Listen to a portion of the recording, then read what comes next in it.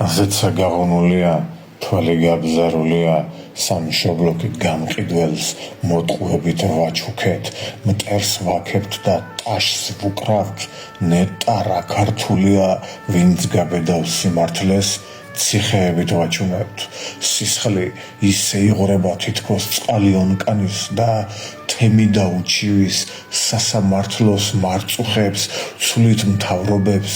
სამშობლო მე რამდენად მოვკალით, ლაჩრობა რომ მოდა აღარავის აწუხებს, ბნელად ცნობიერში და ყვირილს არ გვაბედინებს,